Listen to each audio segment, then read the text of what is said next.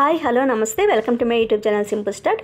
నేను చేయబోయే ఈ రెసిపీకి అయితే 700 గ్రామ్స్ టమాటీస్ అయితే కావాలండి. నా ఈ రెసిపీ మీకు నచ్చినట్లయితే లైక్ చేయండి, షేర్ చేయండి, సబ్స్క్రైబ్ చేసుకోవడం మర్చిపోకండి. టమాటీస్ అన్నీ చిన్నగా తరుక్కొని ఒక బౌల్లో అయితే వేసి పెట్టుకోవాలండి. ఇప్పుడు స్టవ్ వెలిగించుకొని స్టవ్ మీద ఒక ప్యాన్ పెట్టి ప్యాన్ వేడైన తర్వాత ఈ టమాటీస్ అన్నీ దాంట్లో వేసుకొని మనం బాగా మగ్గించుకోవాలండి. దానిలోనే ఒక హాఫ్ టీ స్పూన్ వరకు ఉప్పుని అలానే ఒక చిన్న గార్లిక్ని పీల్ చేసుకొని వేసుకోవాలండి. ఇవన్నీ అయిన తర్వాత ఇప్పుడు ఒక హాఫ్ టీ స్పూన్ వరకు కాశ్మీరీ లాల్ మిర్చి పౌడర్ అయితే వేసుకోవాలండి. మూత పెట్టి బాగా మనం దీన్ని మగ్గించుకోవాలి. మగ్గించుకున్న తర్వాత నీళ్ళైతే బయటకు వస్తాయండి.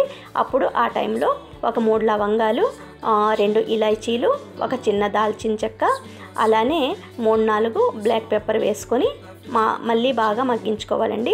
బాగా మగ్గిపోయిన తర్వాత నీళ్ళైతే ఇంకిపోతాయండి. ఆ టైంలో చల్లార్చుకొని ఒక మిక్సీ బ్లెండర్లో వేసుకొని మెత్తగా బ్లెండ్ చేసుకోవాలండి. బ్లెండ్ చేసుకున్న తర్వాత అది గుజ్జులా అవుతుంది, పల్పులా అవుతుంది.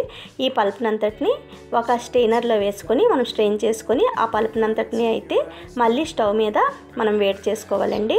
స్టవ్ మీద వేడి చేసుకున్నప్పుడు దాంట్లో ఒక 1/4 కప్పు షుగర్ అయితే పడుతుంది.